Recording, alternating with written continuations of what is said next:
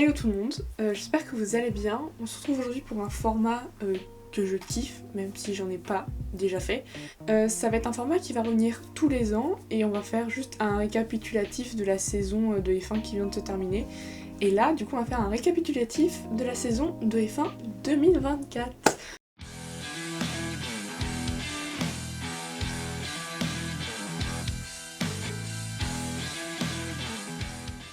Alors, cette saison elle commence par le changement de nom d'écurie. On avait été mis au courant en 2023 que Alfa Romeo change de nom en 2024. Attention, prenez des notes parce que le nouveau nom est long. Le nouveau nom de Sauber c'est Steak F1 Team Kick Sauber. Et on avait aussi AlphaTauri qui changeait de nom. Et bah là, cette année, c'est aussi long que Sauber. Visa Cash App Racing Bulls Formula One Team. On apprendra aussi que le team principal de Haas, ce monsieur-là, quitte son poste de team principal de Haas, voilà, parce que du coup il sera remplacé par Ayao Komatsu, si je dis bien son prénom, mais ce qu'on apprendra plus tard que c'est pas à cause de son contrat qu'il est parti, parce que d'après les médias, son contrat s'est terminé cette année, et il n'a pas renouvelé son contrat. Parce que on apprendra plus tard qu'il s'est fait juste virer par le grand patron de Haas. Donc bon. On a aussi appris que le GP d'Espagne qui se déroulait à Barcelone sera remplacé par un autre GP d'Espagne qui va se dérouler à Madrid. Et ils ont mis cette photo avec du circuit qu'ils ont imaginé pour Madrid. Les gars, les F1 vont passer au-dessus de l'autoroute et sur des ronds-points, s'il vous plaît. Ce GP-là, il sera mis en vigueur en 2026. Ah, le marché des pilotes, cette année, c'est un vrai bordel. En parlant du marché des pilotes, le mois de février commence très bien. Lewis Hamilton is going to be leaving Mercedes and joining Ferrari for the 2025 Formula One season. Et en fait, dans la nuit, on a eu une officialisation que Lewis Hamilton signé chez Ferrari pour l'année prochaine, 2025, il roule en rouge. Pour ceux qui savent pas comment c'est possible qu'il y ait autant de chamboulements sur internet à cause de ce mec, c'est pour vous dire que le gars a quand même 12 ans chez Mercedes, 1 sur 17 ans de carrière. Ouais, il a gagné 6 championnats du monde avec Mercedes. Faut quand même... Le gars change d'écurie après 12 ans dans la même écurie. C'est le transfert du siècle. Le mois de février aussi... En fait, c'est un gros chamboulement, parce qu'on apprend que Red Bull ouvre une enquête sur Christian Horner. Alors les raisons des accusations, on les a pas encore tout de suite, c'est assez secret, mais on les aura plus tard et on saura qu'il aura été accusé de comportement inapproprié envers une employée de Red Bull. Alors Red Bull a fait des démarches, ils ont pris un avocat extérieur à l'équipe pour éviter que ça influence l'affaire. Il y en a beaucoup qui s'en sont mêlés. Helmut Marko, Toto Wolff, même Jos Verstappen, le père de Max Verstappen. Il dira même aux médias que tant qu'il reste en place, il y a des tensions ici. L'équipe risque de se déchirer, ça ne peut pas continuer comme ça. Elle va exploser, il joue les victimes alors que c'est lui qui est à l'origine des problèmes. Alors, ensuite on apprend que l'employé qui avait porté plainte a été suspendu. Nice. Bon. Il a été innocenté pour ceux qui savent pas, sauf que 24 heures après, parce que oui, l'affaire n'est pas finie, des emails anonymes ont envoyé des emails à plus de 100 personnes, dont des teams principaux, des journalistes et des hauts cadrés de la FIA et de la F1, avec un lien Google Drive à l'intérieur, donc tout un dossier, avec toutes les preuves de l'affaire. Donc discussion WhatsApp avec l'employé, photos, machin, bidon, ils ont tout dévalé. Soi-disant preuve, même si bon, on sait pas trop vu que c'est assez flou, mais voilà, il y a des gens qui n'ont pas été d'accord avec son innocence, je crois. Faut savoir que cette enquête-là, elle a duré jusqu'en mars. Pour vous dire la longueur de l'enquête, donc ça a bouleversé un peu l'écurie Red Bull, mais aussi un peu tout le monde dans la Formule 1. Je ne dirai pas mon avis, mais moi j'aime pas Christian Horner. Revenons en février.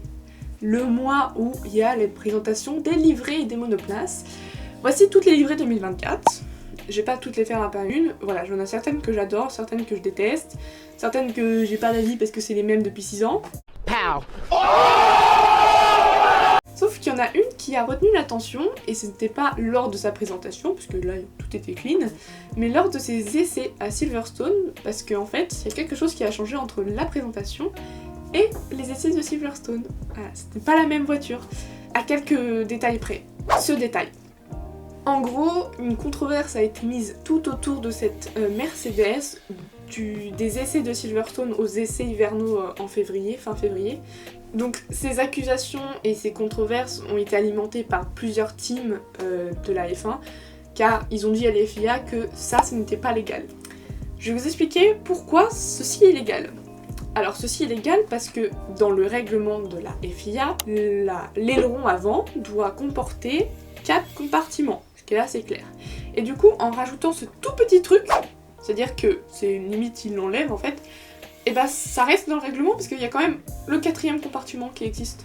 Bon, plusieurs équipes ont été un peu en mode oui mais ça leur donne un avantage aérodynamique, ça doit être pas du tout légal, machin et tout. Sauf que la FIA leur a dit non, c'est légal. Donc vous imaginez bien que genre Red Bull n'était pas très content. Sauf qu'en fait les avantages aérodynamiques, ils ont pas du tout fait effet.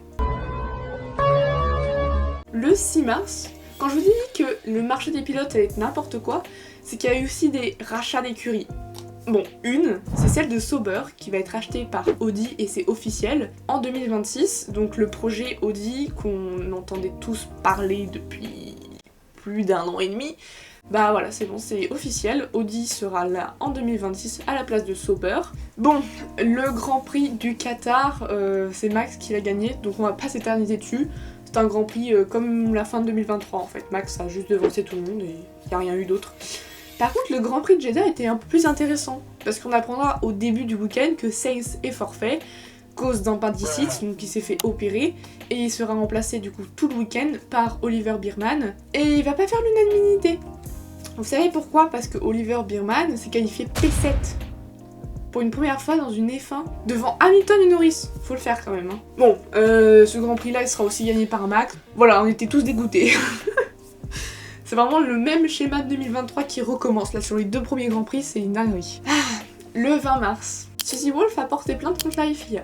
Voilà. Alors, cette plainte est en rapport à une enquête qu'ils avaient fait sur Toto Wolff et elle, sur des conflits d'intérêts. Sauf que, ils ont abandonné l'enquête. Sauf que Suzy, elle s'est sentie profondément insultée et elle leur a accusé de comportements misogynes de leur part. Du coup, elle s'est rendue en France, là où siège la FIA, parce que pour ceux qui ne savent pas, la FIA est française. Du coup, elle siège en France, et elle s'est rendue à Paris, et elle a porté plainte devant la justice française. Voilà, comme ça fait bien coup de pression, comme ça va être plus rapide. Lewis déclara dans les médias plus tard qu'il était extrêmement fier d'elle, et que la FIA et la F1 manquent selon lui de transparence et de sens de responsabilité dans leurs choix et leurs actions. Comme je vous ai dit, les 2 premiers Grands Prix de la saison ont été remportés par Max. Voilà, on a tous eu peur, on s'est dit putain, 2023, le retour. Et la semaine d'après, on a eu le GP d'Australie. Sainz étant de retour, on était tous contents. Dominico, il a gagné le Grand Prix. Alors que le gars se faisait opérer une semaine avant. Il y avait encore son pansement. Alors, il était suivi de Charles, donc doublé pour Ferrari, et de Norris. Donc le podium était plutôt croustillant. Et vous allez me dire, mais qu'est-ce qu'a fait Max? Et là, en fait, Max a brûlé ses freins. Ses freins ont brûlé, il a dû abandonner la course. La livrée de Ferrari de Miami. Parce que parlons-en, on a eu plein de livrées spéciales cette année. Celle de Ferrari à Miami, ils se sont dit mais non, c'est pas l'accueil de notre nouveau sponsor, c'est l'ancienne couleur des Ferrari en compétition. Sauf que je vous rappelle que le logo de HP, leur nouveau sponsor, il ressemble à ça. Et que les voitures ressemblent à ça. Le 26 avril, retour sur le marché des pilotes parce qu'il y a un bouleversement. On apprend que Nico Hülkenberg quittera Haas en fin d'année et a signé chez Sauber pour l'année 2025. Du coup, ça devient le premier pilote du projet Audi 2026. Le 1er mai, on apprend que Adrian Newey quitte officiellement Red Bull. Pour ceux qui ne le connaissent pas, il est là depuis 20 ans, c'est le directeur technique, donc en gros il gère la voiture en général. Un nouveau coup de masse pour Red Bull, écoutez. D'après Alonso, ce départ-là, il annonce complètement l'implosion de Red Bull. De son côté, Newey regrette que cette annonce ait été faite le 1er mai, Pour ceux qui connaissent un peu la Formule 1, le 1er mai, c'est la date de décès de Ayrton Senna. Et cette année, ce sont ses 30 ans. Et sauf que Adrian Newey a travaillé avec Senna pendant un bout de temps, ils étaient assez proches. Donc le fait que son annonce-là soit faite le jour de l'anniversaire de la mort de un de ses potes, c'est un peu limite. On a tous cru qu'il allait aller chez Ferrari. Sauf que à cause de ce mec, vous allez voir plus tard, mais en fait il va pas aller chez Fefe. Le 5 mai, le GP de Miami. Première victoire de Lando, j'ai pleuré. Voilà. Après 110 départs en F1, il a enfin gagné. Première victoire de sa carrière, je suis trop contente. Alors, faut savoir que je déteste le GP de Miami. Je ne le n'aime pas. Je peux pas me le saquer. Mais vu que Norris a gagné, le GP il commence... Mais ça veut pas dire que c'est mon circuit préféré parce que je le déteste. Okay. Pour ceux qui se demandent sur le futur de la Formule 1, avec toutes les consignes écologiques par rapport à l'Europe, etc., c'est vrai qu'on a beaucoup de questions à se poser et le président de la Formule 1, Stefano Domenicali, arrêtez de faire des noms trop compliqués, le patron de la Formule 1, et il s'est exprimé et selon lui, il ouvre toutes les voies possibles sur la motorisation pour 2030 en soi. Dès 2030, il ouvre toutes les possibilités, parce que c'est un peu la limite du thermique aussi, y compris celle d'abandonner l'hybride. Et surtout, que si cette option est prise, ça ferait économiser aussi de la thune, c'est pour ça aussi. Mais en fait, il faut que cette option-là soit valable s'ils arrivent à faire un carburant qui est écologique et durable. Vous voyez ça là ? Et ça c'est une idée de la FIA. Vous demandez qu'est-ce que c'est que cette merde, on s'est tous demandé ça. Et en fait, c'est pour limiter les projections d'eau quand il pleut. Alors, ils ont abandonné le projet, parce qu'ils ont vu que ça marchait pas. En même temps, on voulait la merde que c'est. Enfin, pour changer les roues et tout. Bref. Le 26 mai marque un petit tournant dans la carrière de Charles, même un gros tournant. Pourquoi je dis petit ? Car il a remporté le GP de Monaco. Monaco, c'est un Grand Prix qui est plutôt ennuyant. Lui, il a été ennuyant tout le long, à part au premier tour, parce que Sergio s'est accroché avec Hülkenberg et Magnussen, et ça a fait de la merde au premier virage. Voilà. La voiture, s'il vous plaît. Après, du coup, drapeau rouge, nouveau départ, et puis il s'est plus rien passé de la course. Charles a été premier toute la course. Voilà. Mais je suis trop contente pour Charles, j'ai pleuré. Et en plus, on a eu, je pense, l'une des blagues les plus drôles de l'année. C'est celle entre Charles et Oscar. Je vais vous le faire en voix off parce que c'est super dur à comprendre. Mais les gars, je vous aime. Le truc le plus hilarant, en plus c'est resté un peu sur toute l'année, on en a reparlé un peu toute l'année. Donc c'était très drôle. Bon, pour vous mettre dans le contexte, Oscar sur Twitter, à chaque course, tweet qu'il a un quart ou un huitième de l'origine du pays où la course se déroule. Donc ça serait ses home race. Donc pour le GP de Monaco, il va tweeter « Je cherche dans mon arbre généalogique n'importe quelle trace de racines monégasques ». Charles va répondre à son tweet « Je peux t'adopter si besoin ». Et Oscar va répondre « Appelez-moi Oscar Jack Piastri Leclerc. Je veux rencontrer mon nouveau frère Léo jeudi s'il peut Papa McLaren ». Et voilà, le running gag est lancé. La maman d'Oscar va aussi s'en mêler et va répondre à Charles « J'ai quelques questions Charles Leclerc ». Oscar va continuer de jouer le jeu en répondant à son propre tweet et en disant « à la découverte de ma nouvelle maison ». Car, entre-temps, oui, Oscar a déménagé à Monaco. Donc à partir de là, le monde de la F1 a pris cette blague comme acquis, et donc dans les résultats de la première séance d'essai libre, Oscar Piastri est renommé Oscar Piastri Leclerc. Oscar répondra au tweet de la F1 pour les résultats. « Je suppose que c'est officiel alors. Tu as soumis les documents, Charles Leclerc ?» Sa maman a aussi réagi. « Il semble qu'il y ait une place libre pour un fils dans ma famille. Yuki Tsunoda ?» Et bon, bref. Oscar a continué tout le week-end, comme par exemple après les qualifications où Charles a fait premier et Oscar deuxième, et Oscar a bien sûr tweeté « Bonne journée pour la famille Leclerc ». Après la course et le podium, qui est constitué de Charles premier, Oscar deuxième et Carlos troisième, et bien sûr, Oscar a tweeté « Quelle semaine ! Adoption et maintenant un podium !» Ou aussi, je pense que je vais continuer à déclarer chaque course comme un home race. La maman d'Oscar va tweeter de son côté en disant « Je suis très fière de mes garçons !» et en mentionnant Yuki Tsunoda et Oscar Piastri. Mais bien sûr, ça ne s'est pas arrêté là. La semaine d'après, Ferrari a fait ce post avec cette photo, où ils ont écrit « Quoi de mieux qu'un Leclerc ? En avoir deux !» Sauf que McLaren a répondu avec un montage, et Charles aussi a répondu avec un montage. Et sous le montage de Charles, Oscar a répondu « C'est plus comme ça, mais qu'est-ce que je fais dans ce coin ?» Et Oli Berman, qui est souvent mis comme l'enfant de Charles dans le fandom de la F1, a tweeté ça. Sauf que le fandom n'a pas laissé passer et a répondu à ces photomontages avec un autre montage. Et Oscar a retweeté. Quand est la photo de famille officielle Charles Leclerc ? Enfin bref, ils ont bien joué de cette blague qui perdure encore et qui, je pense, nous n'oublierons pas. Après l'accrochage entre Gasly et Ocon à Monaco, juste avant le drapeau rouge, on s'est tous demandé qu'est-ce que va faire Ocon. Enfin, son avenir en F1, il a l'air d'être un peu... Et en fait, on va apprendre le 3 juin que Esteban Ocon quitte Alpine à la fin de la saison. Passons au sujet de Flavio Briatore, s'il vous plaît. Alors, pour ceux qui ne le connaissent pas, ce monsieur-là, c'est un milliardaire. C'est le directeur de Renault et de Benetton dans les années 2000. Il a par exemple fait gagner le premier championnat du monde à Michael Schumacher ou à Fernando Alonso par exemple. Voilà, c'est un grand homme de l'histoire de la Formule 1, mais il a été banni. Alors de base c'était à vie, sauf qu'il ne l'est plus du tout, parce qu'il est milliardaire, du coup il a des avantages, à cause d'une polémique qu'il avait fait à l'époque, le scandale du Crashgate. Alors, il y a beaucoup de vidéos qui le résument, donc je vais pas tout résumer ici, mais si je dois faire vite, en gros, au GP 2008, il va faire crash un de ses pilotes, Nelson Piquet, pour favoriser la course de Alonso. Voilà. Alors faut savoir que ce monsieur-là, il surfe sur le règlement, c'est-à-dire que si c'est pas écrit interdit, pour lui c'est pas interdit.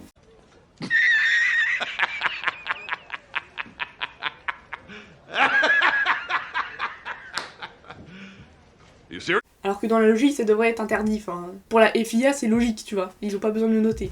Sauf que lui, il s'est dit, si c'est pas noté, j'ai le droit de le faire. Et donc, il est de retour en F1, pas très loin de Renault, parce que du coup, il est signé chez Alpine en tant que conseiller exécutif. Quelques jours après le GP d'Espagne, on apprend que Gasly prolonge son contrat chez Alpine. Voilà. On est tous contents, je crois. Mais moi, je suis contente pour Gasly, qui reste dans une équipe française. Et que c'est un pilote français qui a beaucoup de talent quand même. Faut quand même vous rappeler qu'il a gagné un GP avec AlphaTauri. Bon, Lance Stroll. Parlons de Lance Stroll, s'il vous plaît. Il prolonge chez Aston. On est tous choqués. Moi, je suis surprise de fou. Je pensais qu'il allait changer d'écurie, quoi. Tout comme Max qui prolonge chez Red Bull aussi. On s'y attendait pas. Le Grand Prix d'Autriche 2024. Au 64e tour, Norris prend l'extérieur de Max pour pouvoir le dépasser au virage 3, sauf que Max Verstappen il est pas content, du coup il fait quoi ? Il va dans Norris. Ils ont crevé tous les deux, ils ont dû rentrer au stand, Norris a dû abandonner, alors que Max a pu repartir. Sauf qu'au même moment il y avait George qui les suivait, parce qu'il était 3ème. Et quand ils ont vu le crash, Toto a pris la radio comme ça. Il a dit « Russell, tu peux la gagner cette course !» Dans la radio, il l'a crié. Sauf que Russell, il était en pleine manœuvre de freinage pour passer le virage, il a failli se crash. Super Toto, vraiment banger. Sous le coup de la peur, George va lui répondre à la radio « Laisse-moi piloter, putain !» C'est clair et net. Toto, il va s'excuser auprès de son pilote et à l'équipe, parce que c'est pas son habitude. Du coup, il se sentait trop mal après. Le 4 juillet, on apprend que Oliver Berman a signé chez Haas. Voilà, je suis contente. Le GP de Silverstone. Quelle régalade. J'ai pleuré. Voilà, il a fait pleurer tout le monde. Là, Lewis a gagné à domicile. Faut savoir que c'était une victoire après 2 ans et demi. Sans victoire. Genre depuis Jeddah 2021. Faisait un bail, les gars. Il finira du coup devant Max et Norris. Et avec cette victoire, il va battre certains de ses records. Donc, moment de start. Alors, 945 jours, c'est le temps qu'il aura fallu attendre pour voir Lewis Hamilton remporter une nouvelle victoire en F1. 104, c'est le nouveau record de victoire détenu par lui-même depuis Jeddah 2021. Il est aussi devenu le premier pilote de l'histoire de la F1 à avoir gagné lors de 16 saisons différentes. En gros, il n'y a que 11 pilotes sur 776 qui ont participé au championnat du monde qui ont fait 16 saisons ou plus dans leur carrière. Et du coup, c'est le seul pilote de l'histoire à avoir fait 16 saisons, il a gagné au moins une fois. 17 ans et 27 jours, c'est ce qui le sépare entre Silverstone 2024 et sa première victoire au Canada en 2007. Il est aussi le seul pilote à avoir gagné suite à plus de 300 départs en F1. Et même si cette stat, elle fait vraiment mal, c'est le plus vieux vainqueur du 21e siècle. Car au moment où il a gagné Silverstone, il avait 39 ans. Aujourd'hui, il en a 40. Genre, ce mec en a 40. Il détient aussi le plus grand nombre de victoires sur un même circuit, c'est-à-dire 9, sur le circuit de Silverstone, et aussi le plus grand nombre de victoires avec un même constructeur, Mercedes pour ceux qui posaient la question. Alors ce nombre est donc de 83, et aussi il a le plus grand nombre de victoires avec le même motoriste, 104, donc toutes ses victoires de toute sa carrière. Parce que à l'époque, quand il était chez McLaren, McLaren était motorisé par Mercedes, et l'équipe s'appelait McLaren Mercedes. Du coup, en fait, il a toujours été motorisé par Mercedes depuis le début de sa carrière. Et il y a aussi une liste de records de lui-même, battu par lui-même. Le plus grand nombre de podiums en F1, 199. Le plus grand nombre de podiums sur un même circuit, 15. Le plus grand nombre de podiums consécutifs sur un même circuit, pour ceux qui savent pas, c'est Silverstone, 12. Alors après, il a avoué dans les médias qu'il avait peur de plus pouvoir gagner de courses, parce qu'il pensait qu'il était trop vieux et qu'il avait perdu certaines des habitudes. Mais du coup, il est rassuré après Silverstone. Le GP de Hongrie. Alors, première victoire de Piastri en F1, mais la victoire est un peu... Pour remettre dans le contexte, Lando est appelé au stand avant Oscar. 2 tours plus tard, Oscar est appelé au stand à son tour. Du coup, Lando prend la tête. Sauf qu'au 57e tour, après cette strat un peu bizarre parce qu'elle a un peu servi à rien, on n'a pas compris, et bah les radios de Lando lui disent « Lando, laisse passer Oscar ». Devinez quoi, Lando n'a pas répondu aux radios. Et il a pris 5 secondes d'avance sur Oscar en même temps. Donc McLaren n'a pas trop capté. À 5 tours de la fin, les radios commencent à être quand même assez insistantes de la part de l'équipe, lui disant que faut qu'il le fasse pour l'équipe, faut qu'il laisse passer Oscar, patati patata. Et Lando ne répond toujours pas.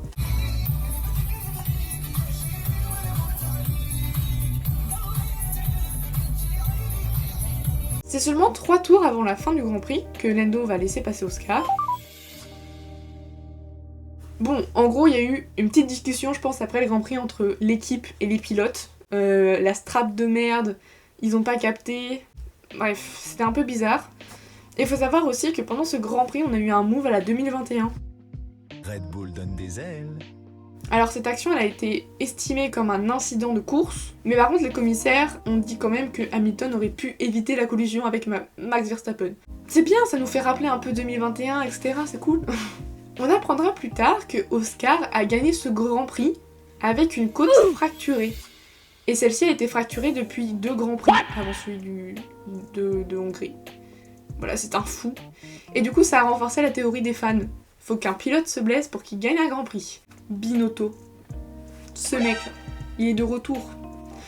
Pour ceux qui ne le connaissent pas, ce monsieur a foutu dans la merde Ferrari pendant 2 ans ou 3 ans. Et ben il est de retour. Il est de retour chez qui ? Chez Audi pour 2026, mais il sera là en 2025 quand même. Il a été nommé directeur des opérations et directeur technique chez Audi. Le 25 juillet, on apprendra que Ocon, qui quitte Alpine en fin d'année 2025, a re-signé chez une autre équipe, chez Haas. Et bon, je vous spoil un peu, regardez-moi les couleurs, comment elles lui vont trop bien, s'il vous plaît. Exceptionnel. Moi je kiffe en tout cas. Incroyable. Nice. On apprend, le lendemain de l'annonce de Ocon, que Bruno Famin est viré avant la fin du mois d'août. Pour ceux qui savent pas qui c'est le team principal actuel de Alpine. Et du coup, il sera remplacé par Oliver Hawks. Le GP de Belgique. En gros, le vainqueur c'est George Russell. Sauf que le gars est tellement fou qu'il a fait qu'un arrêt au stand pendant tout le Grand Prix. Et du coup, regardez l'état de ses pneus, s'il vous plaît.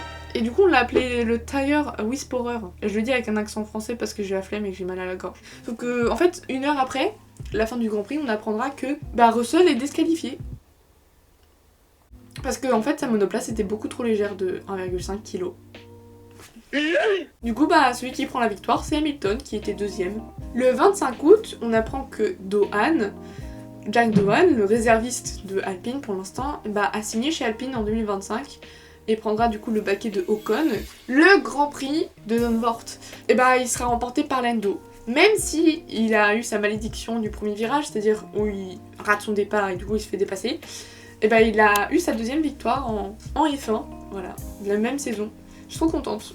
Alors, on apprend le 27 août que Williams fout à la porte, littéralement, Logan Sargent pour Monza, et du coup il sera remplacé par un Argentin, Franco Colapinto. Fin août va être marqué aussi par une possible abandon du moteur Renault F1, en Formule 1 du coup.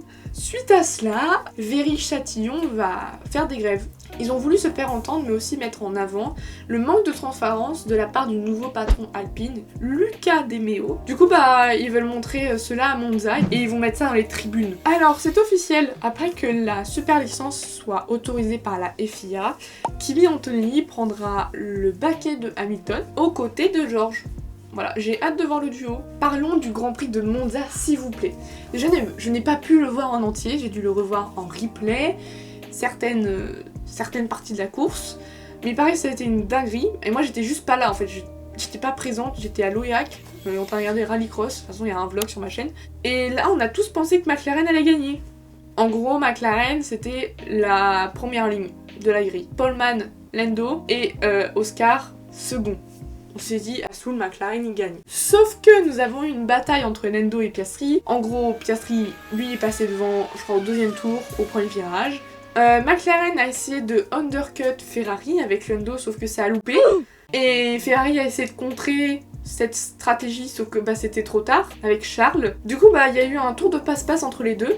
Sauf qu'après plusieurs arrêts, pendant la fenêtre des arrêts au stand, les McLaren repassent en tête. Bref, un vrai bordel. Sauf que Ferrari ne tente pas un deuxième arrêt et donc Charles passe premier en attendant que les McLaren font leur second arrêt au stand. Et du coup, la victoire est assez exceptionnelle. Enfin, il y a eu tout un bordel en mode de passe-passe, de pole position et Charles a gagné parce qu'ils se sont dit on fait pas de deuxième arrêt. Nous, on croit en nous. Oui, on a toujours fait des stratégies de merde, mais là, je crois en moi. Et ils ont cru en eux, ils ont gagné. Slay, bravo. Charles a eu le GP de Monaco et le GP de Monza. Parlons de Kevin Magnussen. Il devient le premier pilote suspendu suite à 12 points de pénalité sur sa super licence. Du coup, je vais vous faire un petit récap de ces pénalités qu'il a eu depuis le début de la saison. Au Grand Prix d'Arabie Saoudite, donc le tout premier de l'année, il est pénalisé de 3 points suite à une collision avec Albon. Au Grand Prix de Chine, collision avec Tsunoda, moins 2 points. Au Grand Prix de Miami, pendant la sprint, il est avantagé hors de la piste sur Hamilton, du coup moins 3 points. Toujours au Grand Prix de Miami, mais pendant la course, il a une collision avec Sargent, du coup moins 2 points. Et au Grand Prix de Monza, durant la course, il a une collision avec Gasly, moins 2 points. Donc ça fait vite 12 points quoi. Et celui qui prendra sa place, du coup, c'est Oliver Biermann, à Bakou. Vous vous rappelez des grèves de Viry-Châtillon ? Et le patron d'Alpine, en fait, il a réagi à ces grèves, donc Luca De Meo, et il a dit non, la décision n'est pas encore prise. On a plusieurs options pour le moteur Renault, mais on n'a pas décidé de l'abandonner. En gros, l'avenir du moteur Renault est peut-être encore possible en F1, d'après lui, parce qu'il n'a pas encore pris la décision. Sauf qu'il a dit, dans la même interview, il a dit « Mais bon, si l'option là est choisie, ça nous fait économiser plus de 100 millions d'euros par an. » Enfin, 100 millions de dollars, mais du coup c'est à peu près la même chose, je crois. Je crois qu'il a pas compris que si tu dis ça dans une interview, en fait, ça veut clairement dire que la décision est déjà prise. Si ça parle de thunes, si ça te fait économiser plus de 100 millions de dollars par an, la décision, je suis désolée, est déjà prise. Je trouve ça fou qu'il fasse ça en interview. Bref, surtout en réagissant à des grèves de salariés. Parce que pour ceux qui ne comprennent pas, en gros, si le moteur F1 Renault est abandonné en F1, c'est plus de 300 salariés qui se font virer en une fois. Parce qu'il y a plus de 300 personnes qui travaillent sur le projet à Viry-Châtillon. Mais alors, que devient Adrian Newey? Parce qu'on sait tous qu'il est parti de Red Bull. Vous savez ce mec là, on a tous cru qu'il allait à Maranello, sauf que lui, il a dit non. Alors en fait, faut savoir que ce monsieur, je peux même pas dire son nom parce que le gars est trop connu, mais en gros, il est très pote avec Adrian, et du coup, ils parlent beaucoup ensemble. I know Adrian Newey is house hunting in Oxfordshire, not Maranello. Donc en fait, il sait où il va. Et le 10 septembre, on apprend que en fait, ce qu'il avait dit c'était réel et qu'en fait, il a signé chez Aston Martin. Surtout quand ça parle de thunes. D'après certaines rumeurs, il est payé 25 à 30 millions de dollars par an, sans compter les bonus. Le Grand Prix de Bakou. Alors, Lando a été éliminé en Q1. Charles, lui, a pris la pole. Du coup, j'étais un peu mitigée. Sauf qu'aux 2 derniers tours, Sergio Pérez et Carlos Sainz se sont accrochés. Ils se sont foutus dans le mur tous les deux. Alors je sais pas ce qu'a foutu la FIA en attendant, mais ils ont mis la zone sur double drapeau jaune au lieu de mettre une safety car. La course a été remportée par Oscar et même pas 2 minutes après le crash et après la mise en place d'une double drapeau jaune, ils ont mis une VSC.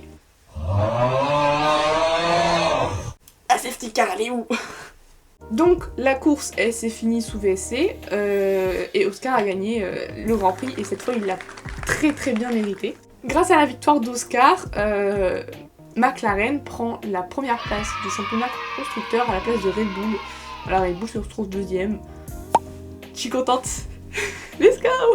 Le 19 septembre, la FIA veulent réduire les grossièretés. Ils l'annoncent dans les médias, ils veulent que les transmissions radio qui sont retransmises à la télé soient un peu plus contrôlées, soient moins vulgaires. Parce que ça donne une mauvaise image de la F1. Max a fait les frais de cette nouvelle loi en vigueur, mais qui n'est pas encore prise, mais bref. Il en a fait les frais parce que à la conférence de presse du jeudi à Singapour, Max parlait de sa voiture à Bakou, comme quoi a été merdique. Et en anglais, le mot merdique se traduit par faute. Il l'a dit en conférence de presse, la FIA elle a pas kiffé. Elle a vraiment pas kiffé. Il s'est pris une sanction. Travaux d'intérêt à la fin de la saison, Voilà. Tout le monde a critiqué la sanction de Max, disant qu'elle était vraiment sévère pour un mot qui ne qualifiait personne et qui qualifiait un objet. Lors de la conférence des qualifs, donc 2 jours plus tard, Max il a joué de ça et il a eu une répartie énorme, j'adore ce mec pour ça. Il ne répondait presque pas aux questions des journalistes, où il répondait vraiment avec des réponses très brèves et très courtes. What did you change overnight? Because it seems there's been a big difference in performance lately. A lot. Can you elaborate in terms of what you've done? No, I might get fined or get an extra day. So. Well, look, are you confident, Max, with the race pace? Maybe. I mean, how much of a step into the unknown is the race, given the problems you had yesterday in practice? It's an unknown. Et à un moment, il a vu qu'un des journalistes kiffait pas trop, et donc il s'est excusé envers les journalistes, disant que c'était pas de leur faute, et en gros, il voulait pas se prendre une amende ou une sanction pour rien, et du coup, économiser sa voix. This is not towards you, don't worry. Okay. I don't want to upset you. Slay. Il a ensuite ajouté que, en fait, si les journalistes voulaient beaucoup plus de détails et des réponses plus précises, rendez-vous à l'extérieur de la conférence de presse dans le paddock. I would prefer if you ask these questions outside the room. Will you talk to us outside the room? Because technically there's not Yeah, okay. Regardez juste, l'image est folle. Il se fait entourer par tous les journalistes. What do you think about Max being given community service effectively for what he said on Thursday? I deserved it. I think it's pretty unfair. I don't agree with any of it. So. Yeah, I think it's a bit of a joke, to be honest. This is the pinnacle of the sport. Mistakes are made. I certainly wouldn't be doing it, and I hope Matt doesn't do it. Max, what happens if, the behavior in this press conference triggers another penalty? So is it more community service then? You've got a busy schedule. No comment. Max, how long do you anticipate that you won't be giving answers in the FIA press conference for? I'm answering. It's not a lot. Problem with my voice. Bon, après, vu la gueule des dragons d'intérêt, je trouve qu'ils s'en est plutôt bien sortis. Nous avons eu pour la première fois en 15 éditions du GP de Singapour, un GP sans safety car. Et c'est un double podium aussi pour McLaren, donc Lando Oscar, et ça creuse du coup l'écart au championnat constructeur. Nous apprenons plus tard aussi que le GP de Singapour c'est le dernier de Daniel Ricciardo.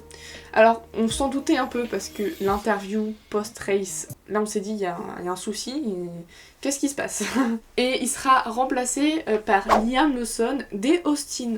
Le meilleur tour en course de Singapour c'était celui de Daniel Ricciardo car il a changé ses pneus à la fin du Grand Prix pour pouvoir faire un tour rapide vu qu'il était dernier de la grille juste pour profiter de ses derniers moments dans une monoplace. J'ai bugué sur ce mot.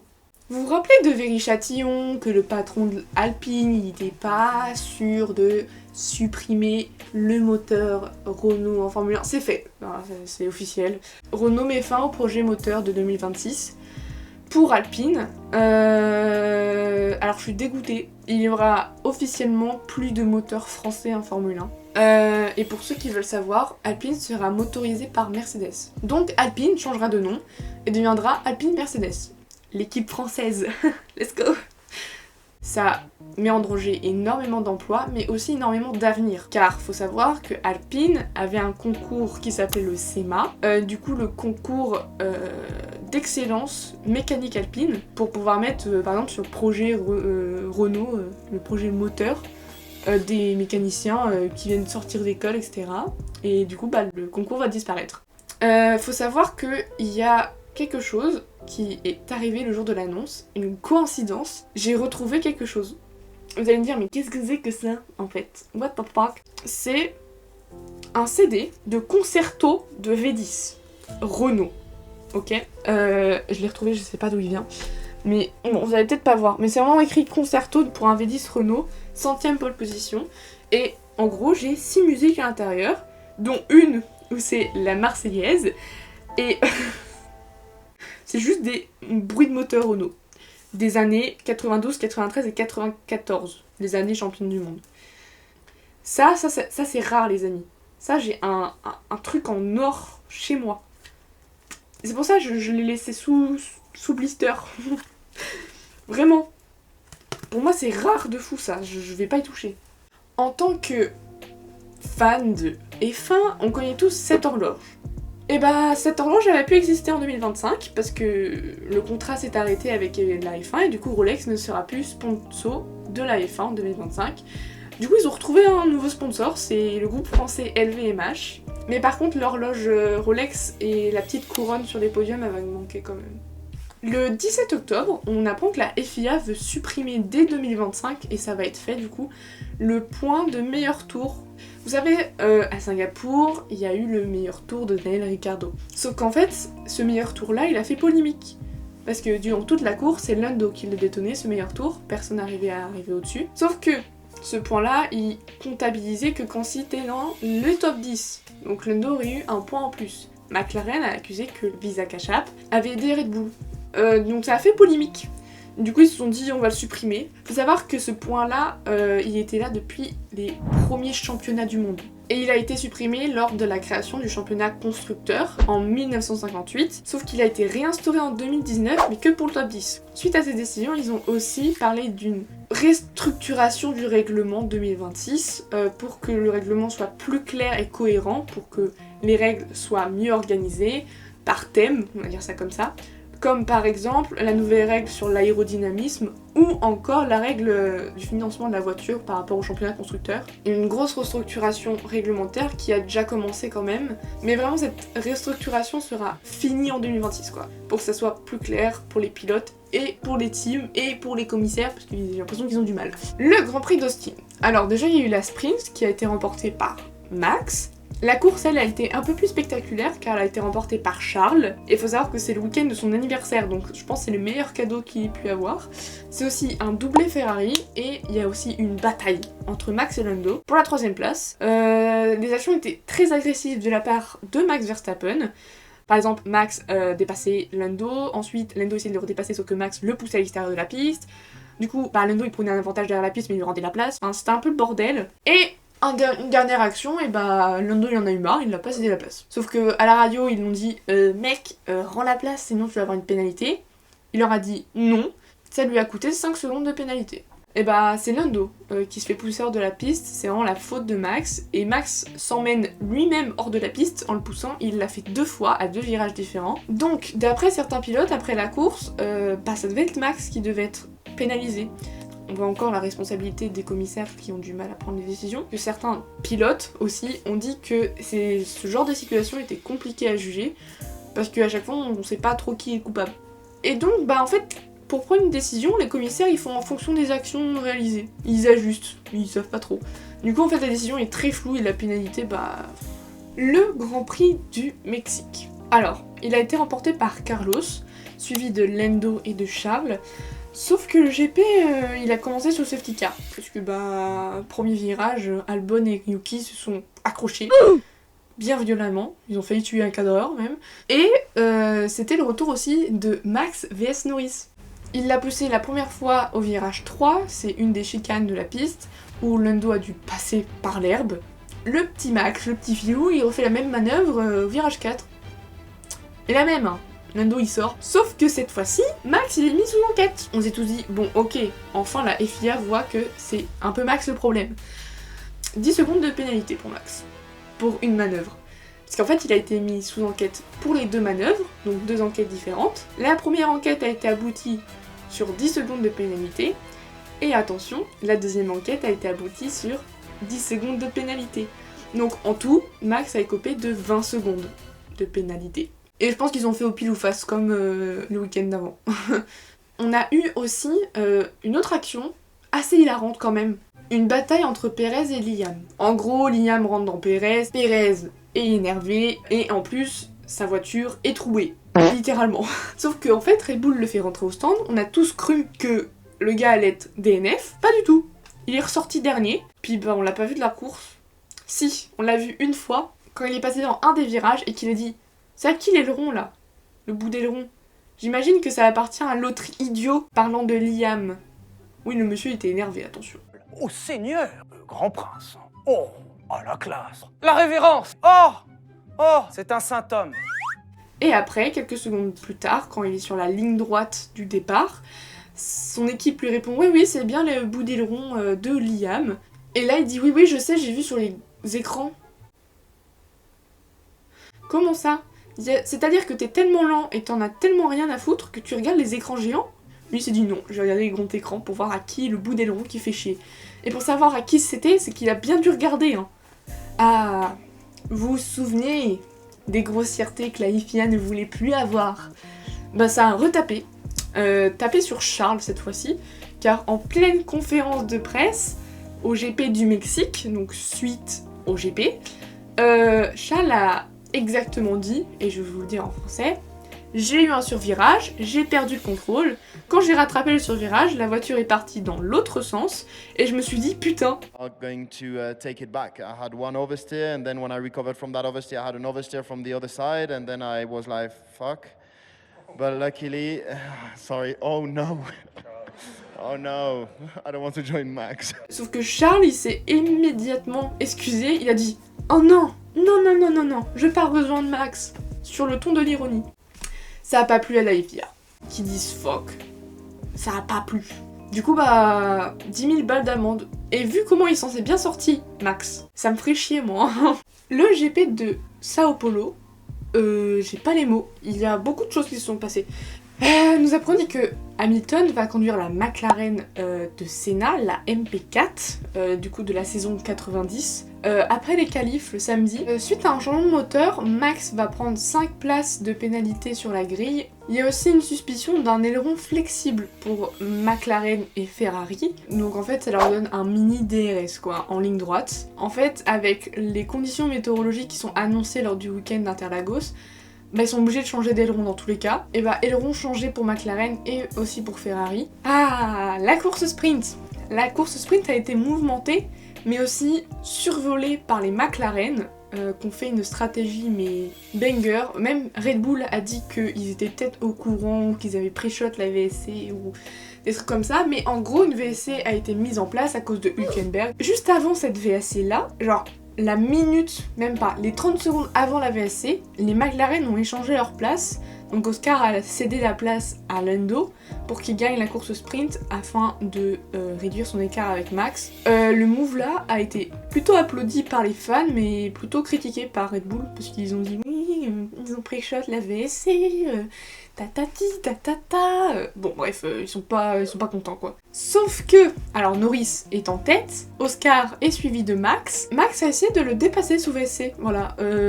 Ça nous fait un petit déjà vu, encore une fois, de 2021, de Max sur Hamilton. Et bah la FIA n'a pas laissé passer cette fois. Il prend donc 5 secondes de pénalité à la fin de la course, et donc perd son podium. Ah, les qualifications elles ont été perturbées, hein, parce qu'il y a eu un déluge qui s'est abattu sur Interlagos, mais on n'a jamais vu ça. Dans un des virages, il y avait clairement une piscine municipale, où Léon Marchand allait nager, vous voyez. Et du coup, ils ont reporté les qualifications au lendemain matin. et donc ont décalé la course aussi plus tard dans la journée pour éviter que ce soit trop fatigant pour les pilotes. Sauf que nous avons eu le droit à une scène assez hilarante entre Lewis Hamilton et le patron de la F1. Alors que le patron de la F1 était en train d'être interviewé, et bah Lewis Hamilton est arrivé derrière, a interrompu l'interview et a exactement dit ridiculous. We should go out. I want to go out. Me too. If you give us better wet tires with blankets, we'll be able to run in this. I'm putting you on the spot. Oui, bon, c'est un peu piquant, mais c'est Lewis, donc on pardonne. Mais le fait que la situation tourne en rire, alors que bah oui, ça se pique, ça tire à balles réelles, bah je trouve ça un peu drôle. Bon, les qualifications. Donc Norris et Poleman, Max lui est éliminé en Q2, oui, en Q2. Et nos Français ne sont pas si mal placés parce que Gasly lui 14ème, alors que Ocon lui est 4ème. Oui, vous ne rêvez pas. Ocon 4ème. La course, elle, est remportée par Max, qui est remonté de sa 17ème place. La remontada a quand même été assez exceptionnelle. Et cette victoire marque aussi le retour de Max sur la première marche du podium. Parce que oui, ça faisait 10 Grands Prix qu'il n'avait pas gagné. Ça fait long, hein. Ça fait super long. Esteban Ocon et Pierre Gasly sont 2ème et 3ème. Il faut savoir qu'un double podium français n'est pas arrivé depuis 1997. Je suis trop contente, voilà, moi j'étais heureuse, j'ai chialé. Je pleure pour rien les gars, je vous l'ai dit, hein, je pleure pour rien du tout. Guan Yu Zhou et Valtteri Bottas, qui étaient encore pas sûrs de leur avenir en Formule 1, c'est officiel, ils ne seront pas chez Stake en 2025, car Stake, au même moment où les deux pilotes annoncent leur retrait de l'équipe, et bah ils annoncent qu'ils ont signé un autre gars. Voilà, c'est Gabriel Bortoleto. Je suis pas sûre. Oui! Enfin, j'ai pas bugué sur un nom, putain. C'est un Brésilien qui sera du coup aux côtés de Hülkenberg pour 2025. Le 7 novembre, un compte Insta qui avait été créé quelques semaines auparavant, qui s'appelle GPDA, pour le diminutif de l'association des pilotes de Formule 1, et bah poste un post Insta. Alors, le post fait très mal, les gars. Alors, ce post remet en avant des problématiques qu'il y a eu des années précédentes, comme par exemple la problématique du caleçon et des bijoux qu'il y a eu l'année dernière. Alors vous ne rêvez pas, ouais, il y a vraiment eu des questions sur ce genre de sujet. Et par exemple aussi sur la problématique de langage qu'il y a eu du coup cette année. En fait, j'ai pas besoin de vous expliquer le post parce que rien qu'à le traduire et à le lire, il parle de lui-même. Déclaration de la GPDA concernant la mauvaise conduite des pilotes. Comme dans tous les sports, les compétiteurs doivent respecter les décisions de l'arbitre, qu'ils les apprécient ou non, qu'ils soient d'accord ou non. C'est ainsi que le sport fonctionne. Les pilotes, nos membres, ne sont pas différents et ils le comprennent parfaitement. Nos membres sont des pilotes professionnels, courant en Formule 1, le summum du sport automobile international. Ce sont les gladiateurs et chaque week-end de course, ils offrent un spectacle formidable aux fans. Concernant les gros mots, il y a une différence entre jurer pour insulter les autres et des jurons plus occasionnels, comme ceux que l'on pourrait utiliser pour décrire le mauvais temps, ou même un objet inanimé comme une voiture de Formule 1 ou une situation de conduite. Nous appelons le président de la FIA à considérer également son propre ton et son langage lorsqu'il s'adresse à nos pilotes membres, ou les concernant, que ça soit en public ou en privé. De plus, nos membres sont des adultes, ils n'ont pas besoin de recevoir des instructions par les médias sur des sujets aussi triviaux que le port de bijoux ou de sous-vêtements. La GPDA a, à de nombreuses reprises, exprimé son avis selon lequel les amendes monétaires infligées aux pilotes ne sont pas appropriées pour notre sport. Au cours des 3 dernières années, nous avons demandé au président de la FIA de partager les détails et la stratégie concernant l'affectation des amendes financières de la FIA et l'utilisation des fonds. Nous avons également fait part de notre préoccupation concernant l'image négative que ces amendes financières donnent au sport. Nous demandons une fois de plus au président de la FIA d'assurer la transparence financière et un dialogue direct et ouvert avec nous. Toutes les parties prenantes, FIA, F1, les équipes et la GPDA, devraient déterminer conjointement comment et où l'argent est dépensé pour le bénéfice de notre sport. La GPDA souhaite collaborer de manière constructive avec toutes les parties prenantes, y compris le président de la FIA, afin de promouvoir notre sport formidable au bénéfice de tous ceux qui y travaillent, qui le financent, qui le regardent et, en fait, qui l'aiment. Nous jouons notre rôle. Cordialement, les directeurs et le président de la GPDA au nom des pilotes de Grand Prix. Pour notre sécurité, notre sport, nos fans.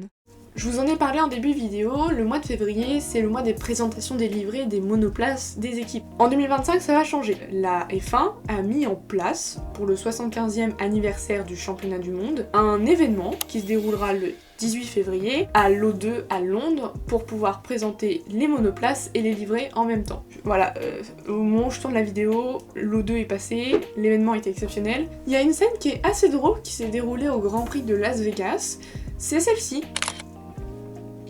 Alors oui, vous ne rêvez pas, des ingénieurs sont en train de couper un aileron arrière.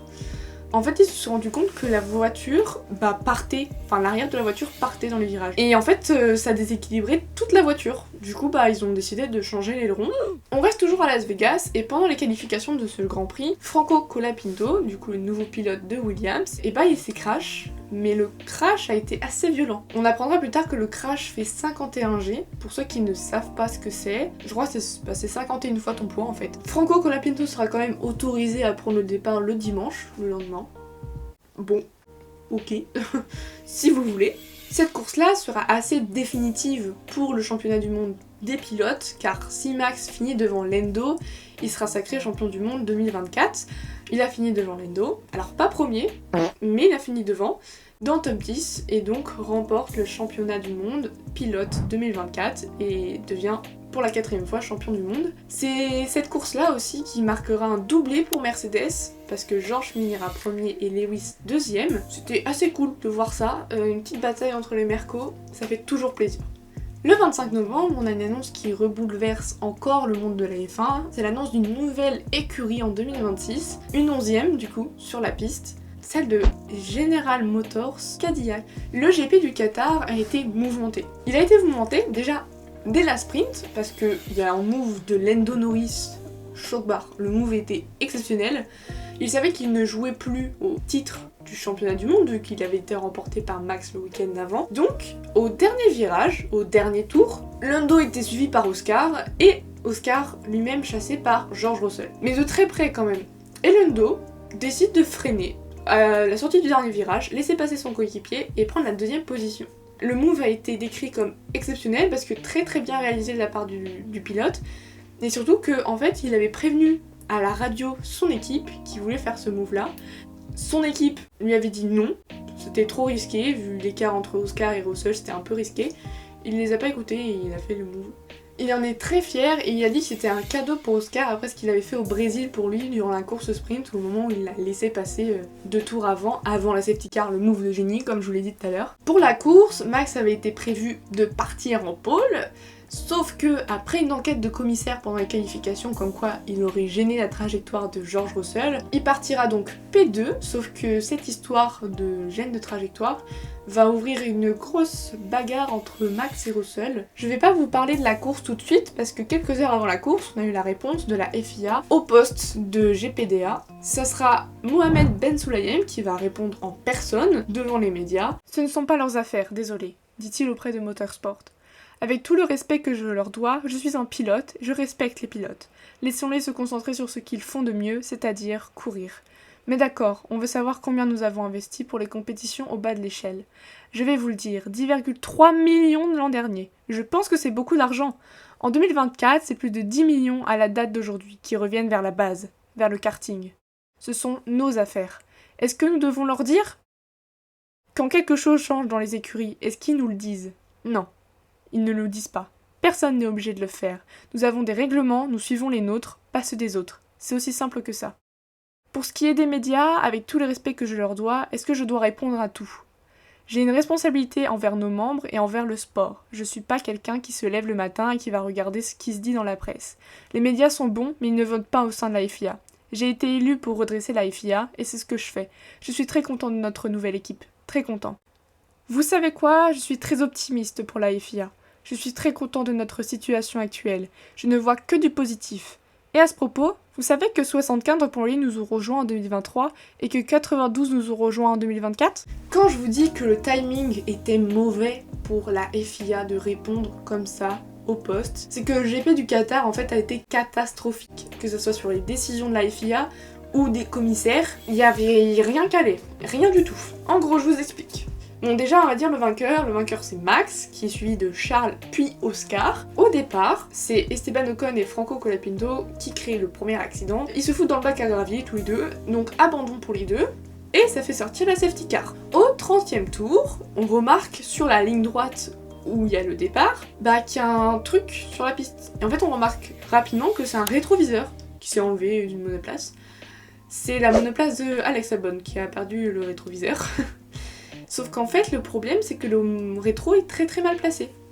Le rétroviseur est situé sur la trajectoire, pas principale, mais la trajectoire secondaire où les pilotes se décalent pour dépasser. Sauf que ils gênent ce rétroviseur et ils ont foutu un drapeau jaune pendant que Lando est en train d'accélérer pour rattraper Max.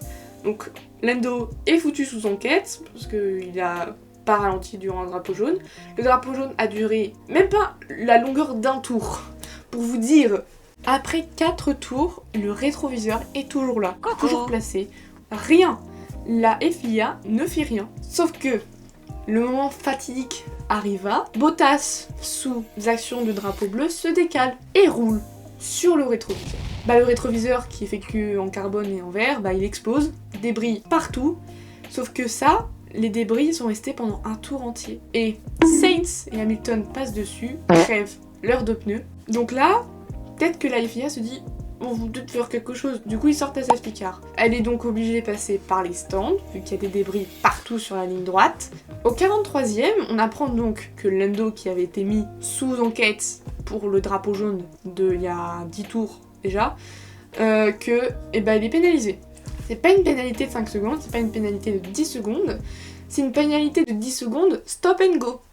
Pour ceux qui savent pas ce que c'est, les pilotes quand ils reçoivent la pénalité, c'est la pénalité la plus sévère avant l'exclusion de la course. En gros, si tu la respectes pas, ta gueule, tu sors. Ils ont 3 tours pour se décider, donc aucun apport stratégique, parce que quand tu passes dans les stands, tu rentres, tu t'arrêtes à ton stand, tu ressors.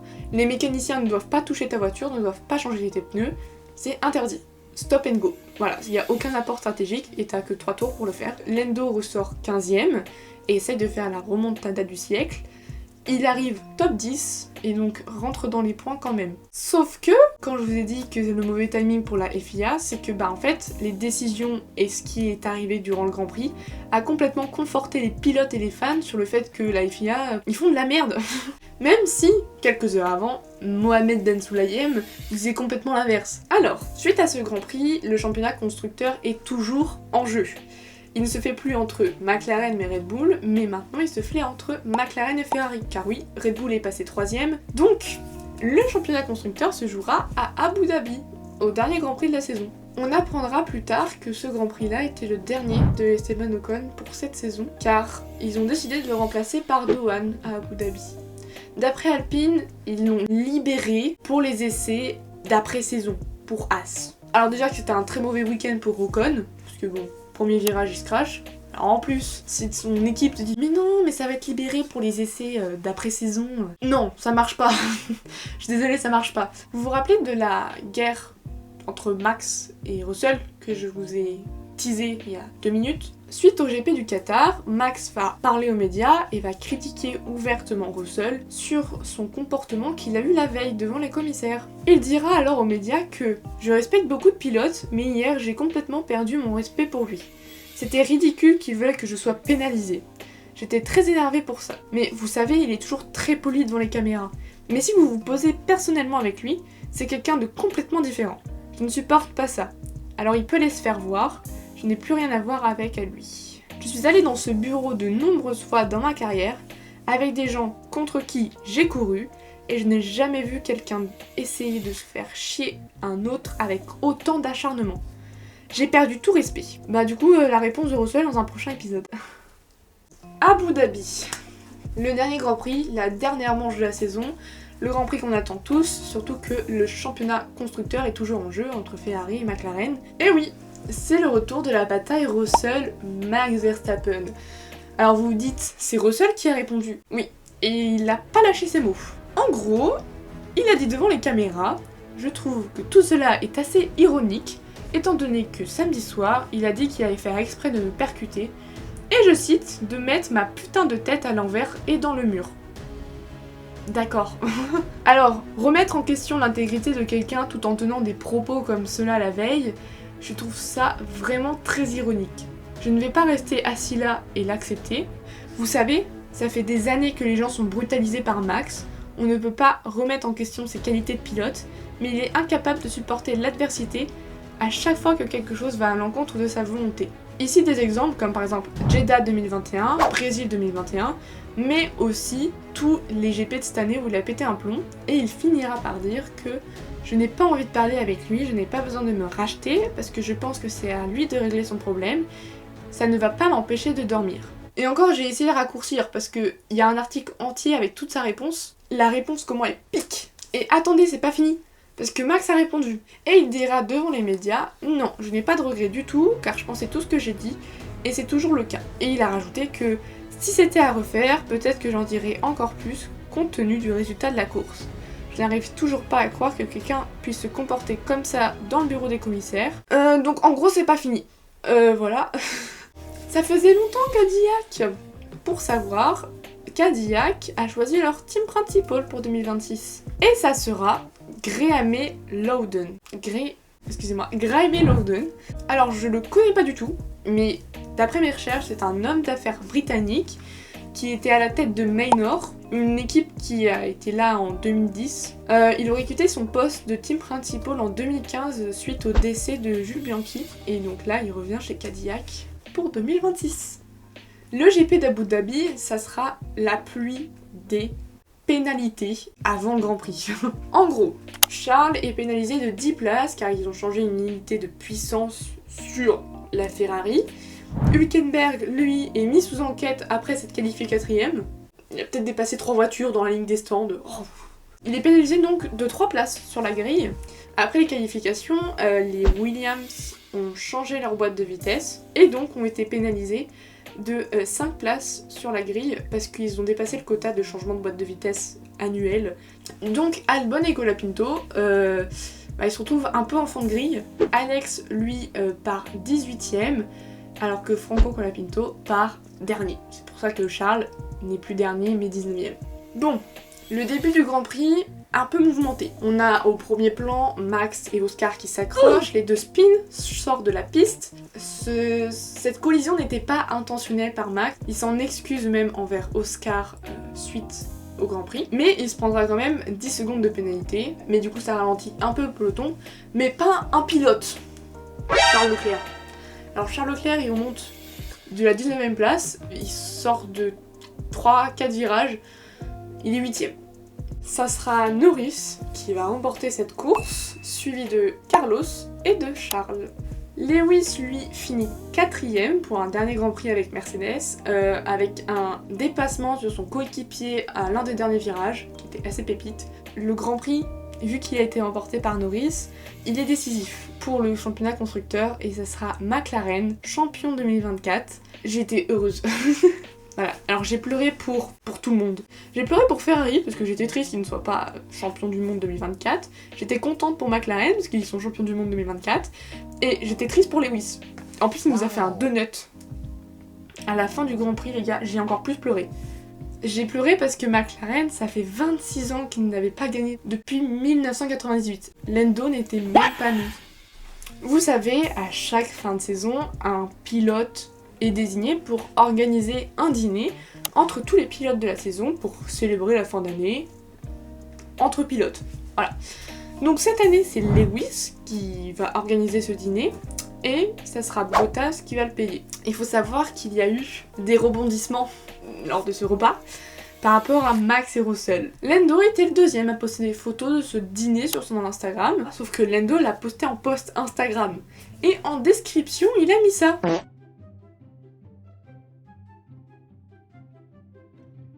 J'adore Lando. Lando, c'est genre le gars typique qui fait des gossips. Sauf que vous savoir que le post, c'était celui où ils étaient tous en groupe devant la table. Donc on voyait pas trop comment la table était organisée. Sauf que Esteban Ocon a posté une photo de l'organisation de la table. Et bah ouais, ça a validé ce que Lando a dit. Regardez la distance qu'il y a entre les deux. Genre c'est un tracé de Grand Prix. Sauf que, anecdote assez drôle, on le saura après par un journaliste, que en fait, George Russell était le dernier arrivé Europa et que les pilotes s'étaient mis en tête de laisser une place à côté de Max Verstappen exprès. Alors, Russell, quand il est arrivé, il a vu que la place qui restait était à côté de Max, il a refusé, il a déplacé sa chaise.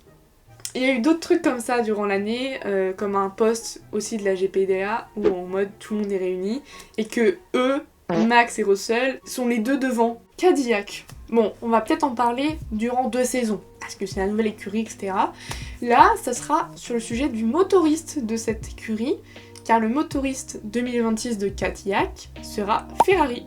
Et attention, plot twist. Vous savez, le gars qui est dans le déni, en fait, il va pas rouler pour Red Bull. Pour ceux qui savent pas c'est qui, c'est Checo. Le gars a livré 2000 bouteilles, etc.